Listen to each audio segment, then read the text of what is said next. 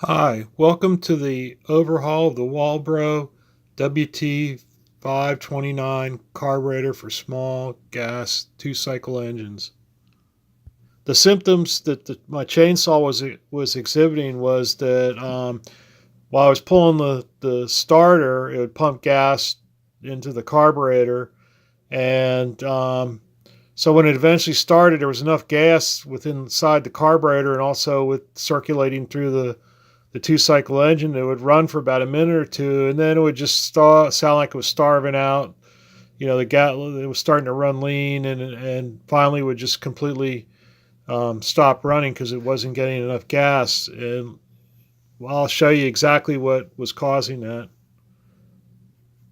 This is the top of the carburetor. We're going to take the top off, and you'll see there's two gaskets. There's an actual gasket, and then there's a gasket that has the flappers for they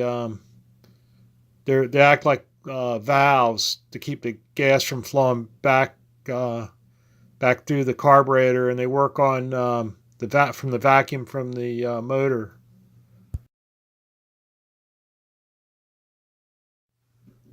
As you can see, the gasket is just about, I mean, it's almost like plastic. It's lost all of its elasticity, and yeah, I'm surprised it ran this long. It's been running for about, I guess, about 30 years or so.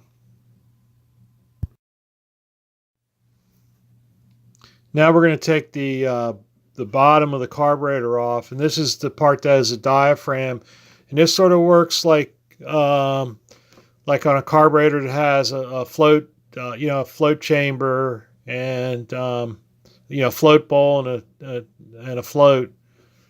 And what it does, it also works on vacuum from the engine, and the diaphragm actually pushes down on the little lever, the actuator for the valve, and that allows gas, and it works just the same as a float. As you can see, this gasket is all dried out too, and there's two gaskets also. And on the one with the flapper goes on first, and then the gasket. And on this, the gasket goes on first, and then the flapper, and then the diaphragm.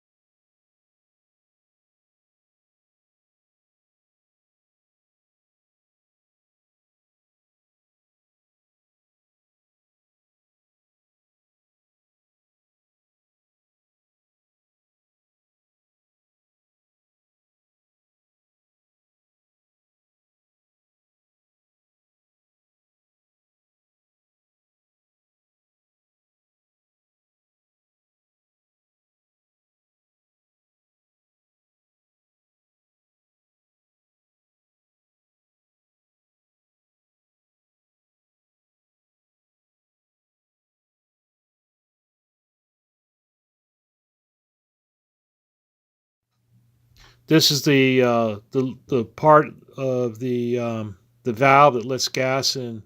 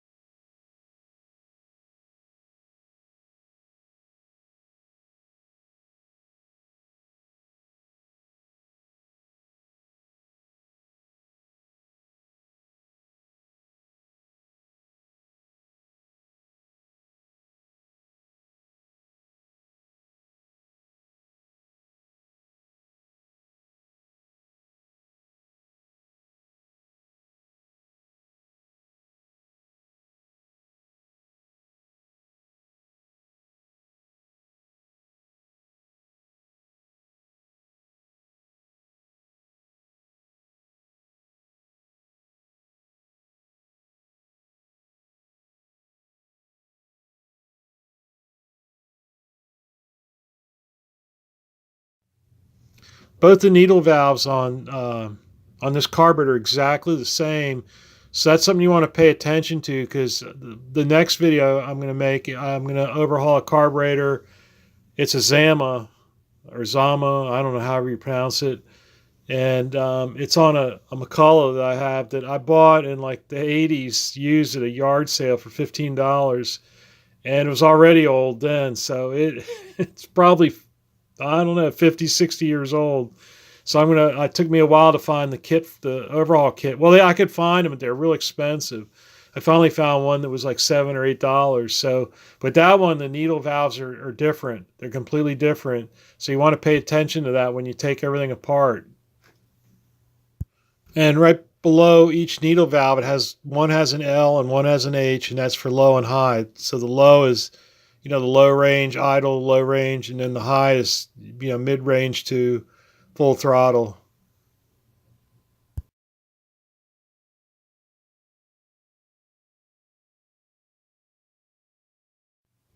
So this is what was causing the starvation, fuel starvation. Is there's a little screen. It's a little recess with a really fine mesh screen in it. It catches particulates in there, so they don't get clogged farther down in the carburetor. And there's this big glob of, it's like dried gas and sediment, and so that was what was starving the once there was enough gas built up in the motor and in the carburetor for it to run for a while, but it was not enough.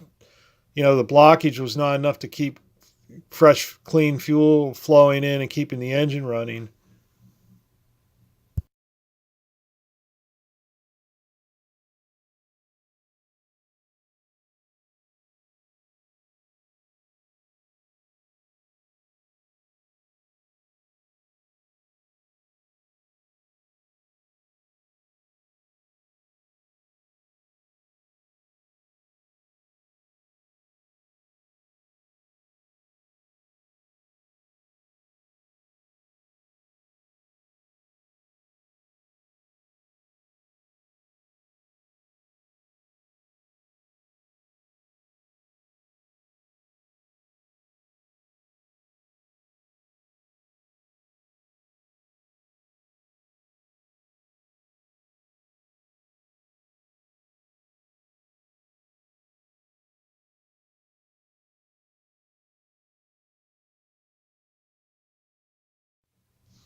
So very, very carefully, what you want to do is drill a small hole.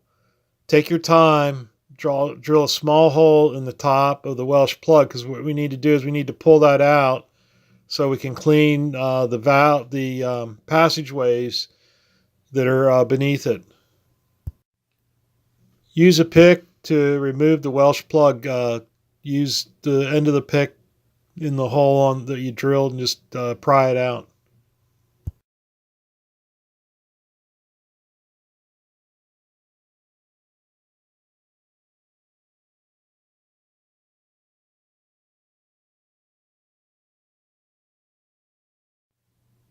Then pull the screen out, and finally get your carburetor cleaner, and you can douse all outside, all the jets, all the passageways. Don't do this without wearing goggles, because inadvertently you're going to get either a passage that's so small, or it just loops back up and you're going to get carburetor cleaner in your eyes. And I've done it. It stings.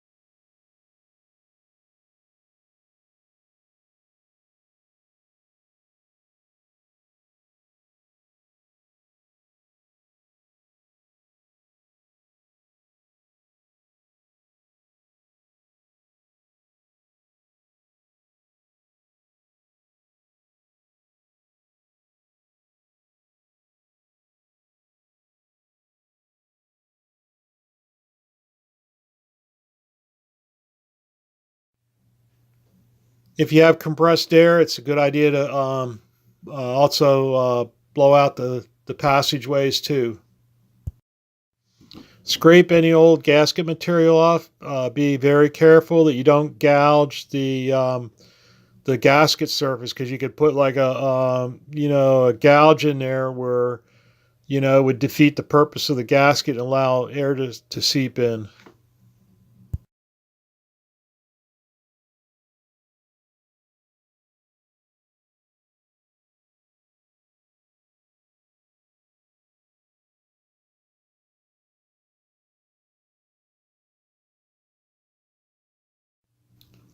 So there's four gaskets. Well, actually two gaskets, and then what I call dynamic gaskets, because they actually move. They're not static, where they just seal the surfaces. But it's four gaskets basically.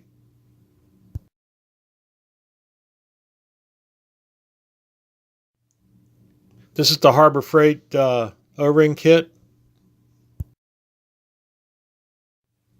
Install the new screen.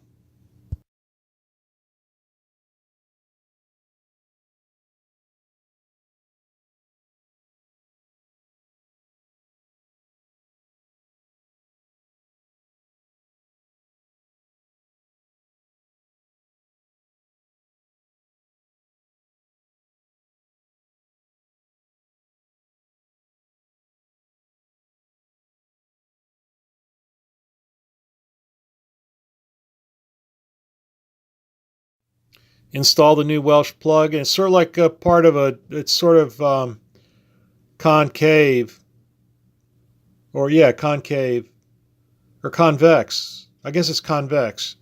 And so you need to get something like a small socket, and you need to hammer it down. And what it does, it spreads the edges out as it flattens out, and that makes a airtight seal. When you hammer on it, you want to make sure there's a high possibility you can damage the carburetor, either where the inlet tube, it's made out of brass or copper, I guess, or some as part of the linkage. So you probably want to make some kind of a jig. And what I did, there was a crease in the table, and I just put the fuel inlet fuel tube down there, and then the linkage hangs over the side while I was banging on the carburetor.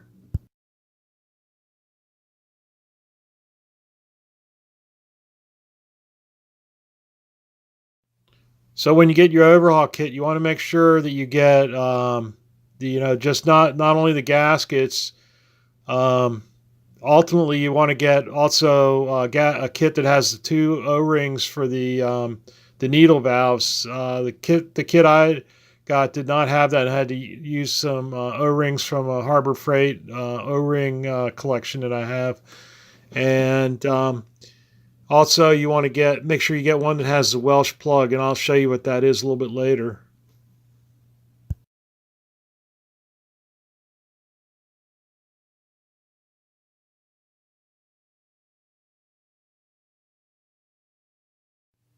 Now assemble the fuel metering valve, and there's a spring, there's an axle for the pivot, and then there's the metering valve.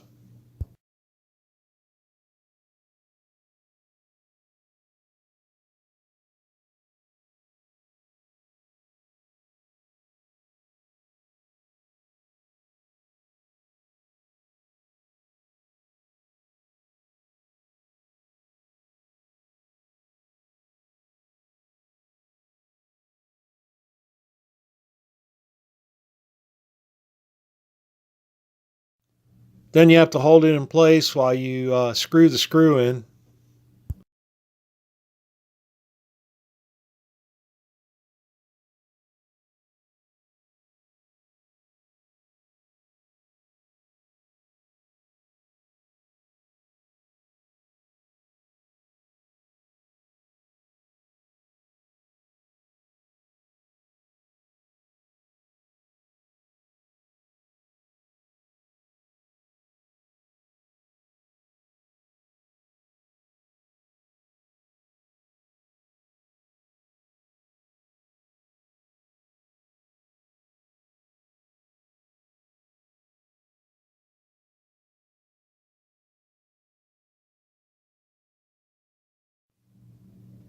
Now we're going to assemble the diaphragm. Luckily it's got two locating pins on there to put the gaskets on so you don't get them mixed up, the orientation.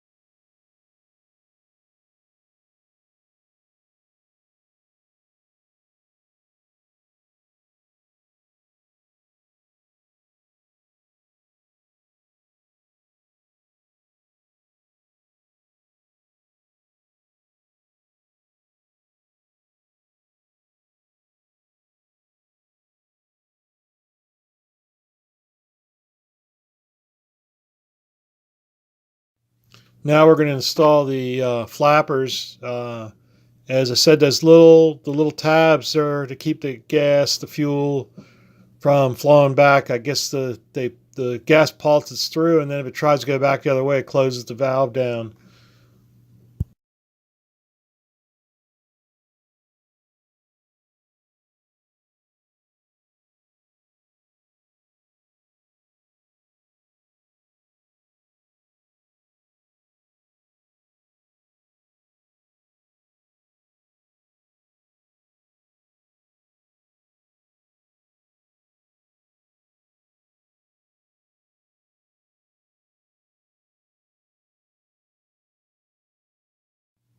And that's it.